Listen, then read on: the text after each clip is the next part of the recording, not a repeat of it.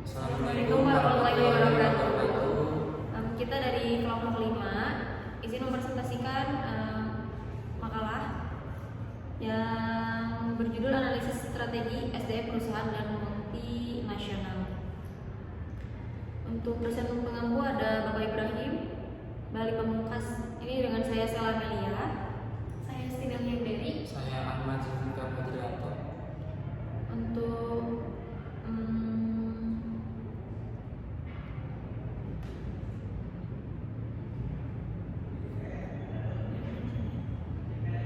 pembahasannya itu ada sistem ekspatriat, itu adalah kebijakan penempatan tenaga kerja dari kantor pusat perusahaan ke cabang luar negeri.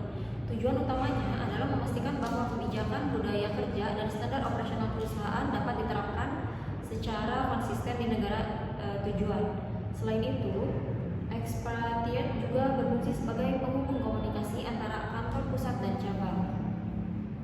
Untuk contoh praktik di Indonesia, itu ada Telkom Indonesia mengirimkan tenaga ahli ke negara-negara Asia Timur Tengah untuk membangun infrastruktur jaringan telekomunikasi. Lalu ada Pertamina menempatkan insinyur dan tenaga ahli di proyek kilang minyak di Irak dan Aljazair. Namun tidak sedikit tantangan yang dihadapi ekspatriat seperti culture shock-nya, perbedaan budaya kerja, gaya komunikasi, dan nilai sosial.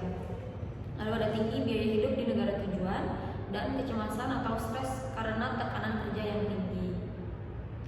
Untuk cross culture training merupakan pelatihan yang dirancang untuk mempersiapkan karyawan memahami budaya, norma sosial, hukum, serta kebijakan negara tujuan. Isi materi yang di sini itu adalah pengantar budaya negara tujuan, bahasa lokal dasar, sistem nilai masyarakat setempat, etika bisnis di negara tujuan, dan studi kasus masalah lintas budaya. Selanjutnya ada manajemen kinerja global. Manajemen kinerja global adalah proses evaluasi kinerja karyawan di berbagai cabang yang terbesar di negara berbeda. Ini tidak hanya soal kerja output, tetapi juga tentang kemampuan beradaptasi, komunikasi lintas budaya, serta kepatuhan terhadap nilai perusahaan.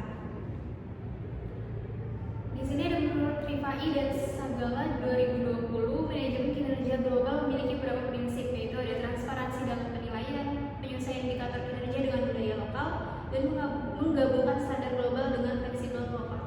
Contoh praktik di Indonesia ada Astra International dan Unilever Indonesia. Berikut ada indikator penilaian kinerja global dapat mencakup, yaitu pencapaian target bisnis, efektivitas komunikasi lintas budaya, kepatuhan terhadap kebijakan perusahaan global, dan kemampuan membangun kerjasama lintas negara. Dengan penerapan sistem manajemen kinerja yang baik, perusahaan dapat memastikan bahwa seluruh karyawan memiliki visi dan misi yang selaras, meskipun mereka bekerja di lingkungan budaya yang berbeda. Selanjutnya ada adaptasi kebijakan HR di cabang luar negeri. Adaptasi kebijakan HR merupakan proses penyesuaian kebijakan SDM perusahaan pusat agar sesuai dengan hukum, budaya, dan kondisi sosial di negara tujuannya. Hal ini meliputi kebijakan upah, tunjangan, waktu kerja, kebijakan cuti, hingga tata cara hubungan industrial. Menurut Hasibuan, setiap negara memiliki regulasi ketenaga kerjaan yang berbeda. Misalnya sistem jaminan sosial, kebijakan upah minimum, peraturan cuti melahirkan atau cuti panjang, batas waktu kerja, dan lembur. Jika perusahaan tidak mampu beradaptasi, risiko-risiko yang muncul bisa berupa konflik dengan pekerja lokal, protes serikat buruh, sanksi hukum dari pemerintah setempat. Contoh implementasinya ada Indofood yang membuka pabrik di Filipina menyesuaikan jam kerja sesuai aturan ketenaga kerjaan setempat. Garuda Indonesia menyesuaikan standar gaji awal kabin sesuai kebijakan penerbangan di negara tujuan. Perusahaan multinasional Indonesia sering menerapkan pendekatan global, yaitu kebijakan yang tetap mengacu pada standar global, tapi dengan fleksibilitas agar sesuai dengan kondisi lokal. Dengan penerapan sistem manajemen kinerja yang baik, perusahaan dapat memastikan bahwa seluruh karyawan memiliki visi dan misi yang selaras, meskipun mereka bekerja di lingkungan budaya yang berbeda. Kesimpulannya yaitu pengelolaan SDM di perusahaan multinasional memerlukan strategi yang terencana, mulai dari pemilihan dan penempatan expatriate, pemberian pelatihan lintas budaya, penerapan sistem manajemen kinerja global, hingga penyesuaian kebijakan HR dengan regulasi lokal. Tanpa strategi yang matang, perusahaan akan mengalami kendala serius, mulai dari konflik budaya, rendahnya kinerja, hingga kerugian finansial.